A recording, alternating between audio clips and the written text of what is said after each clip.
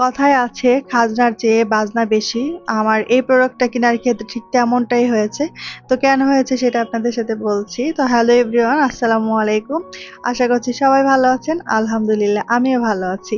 তো এই টিস্যু হোল্ডারটা আমি দারাজে দেখেছিলাম, এটার প্রাইস ছিল মাত্র 84 টাকা, কিন্তু এটার জন্য ডেলিভারি চার্জ দিতে হতো আমাকে আরো 65 টাকা। তো স্টোরটাতে খুঁজলাম, দেখি আমার প্রয়োজনে আরো কিছু পাই কিনা। তো দেখলাম যে না, ওখানে আসলে আমার প্রয়োজনে কিছুই নাই।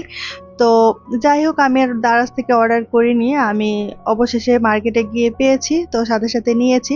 টিস্যু হোল্ডারটা আমার খুবই প্রয়োজন ছিল, কারণ টিস্যুটা আমি ওইভাবে রাখার জায়গা পাচ্ছিলাম না। উডেন টিস্যু হোল্ডার ছিল, তারপরে হচ্ছে গিয়ে এসএস এর ছিল, কিন্তু ওগুলো হচ্ছে নিচে রাখতে হবে।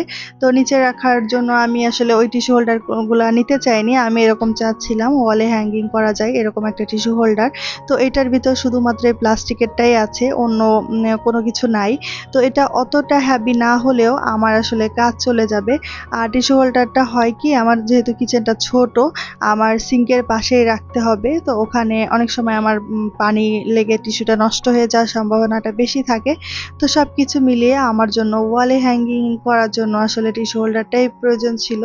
তো যাই হোক, অবশেষে পেয়ে গেছি আলহামদুলিল্লাহ। তো আপনাদের কাছে কেমন লাগলো আমার এই ছোট্ট একটা জিনিস? আসলে টিস্যু হোল্ডারটা সবারই প্রয়োজন পড়ে।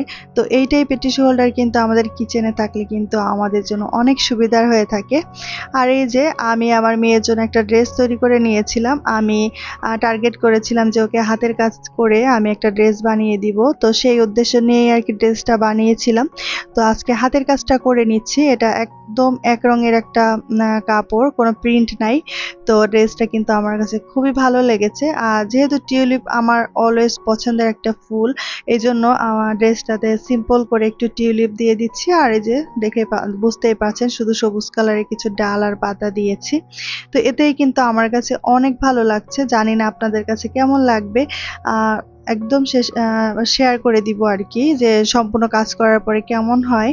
তো আপনারা কিন্তু কমেন্ট করে জানাবেন যে আপনাদের কাছে আমার এই হাতের কাজ করা ড্রেসটা কেমন লাগলো।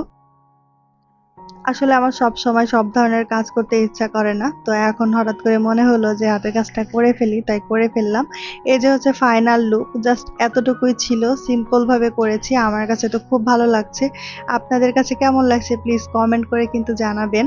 আর এই যে এরকম ম্যাগি হাতা দিয়ে তৈরি করে দিয়েছি। আমার মেয়েকে এর আগে কখনো ম্যাগি হাতা ড্রেস পরানো হয়নি, একদম খুবই সাধারণ করে তৈরি করে দিয়েছি।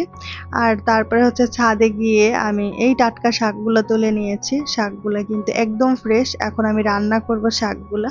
এখানে বেশ কয়েকটা কুমড়ো শাকের পাতা আর হচ্ছে ৪-৫টা কলমি শাক রয়েছে। তো কিছু চিংড়ি মাছ ছিল, নদীর চিংড়ি মাছ, তো ভাবলাম ওটা দিয়ে এখনই রান্না করে টাটকা টাটকা খেয়ে ফেলবো।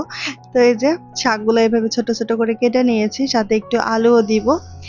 আলু আর চিংড়ি মাছ শুধু পেঁয়াজ মরিচ আর হচ্ছে গিয়ে একটু জিরা বাটা রসুন বাটা আর হচ্ছে পেঁয়াজ এগুলা দিয়ে আর কি কষিয়ে নিয়েছি। আর মানে খুব সাধারণভাবে যেভাবে রান্না করি সেরকম আর কি। তো রান্নাটা কিন্তু দেখতেও খুব সুন্দর হয়েছে, আর খেতেও কিন্তু আলহামদুলিল্লাহ অনেক মজা হয়েছে। এরকম টাটকা শাক আসলে গ্রামেই আমরা পাই, আসলে টাটকা টাটকা রান্না করি। তো শহরে থেকে একটু গ্রামের ফিল নিলাম এই আর কি। দুপুরবেলা গরুর মাংস রান্না করেছিলাম। তো এই যে মাংস কিছুটা রয়ে গিয়েছে, সাথে কিছু ডালও ছিল, এই এই আর কি।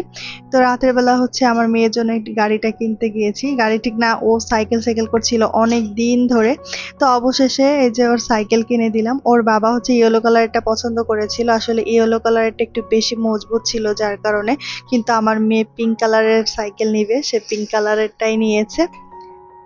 যেহেতু তার খুশির জন্যই নেওয়া হচ্ছে, তো তার পছন্দ মতো নেওয়াটাই বেস্ট হবে বলে আমরা আর কি ওকে জোর করিনি, যেহেতু ওর পিঙ্ক কালার সবসময় পছন্দ।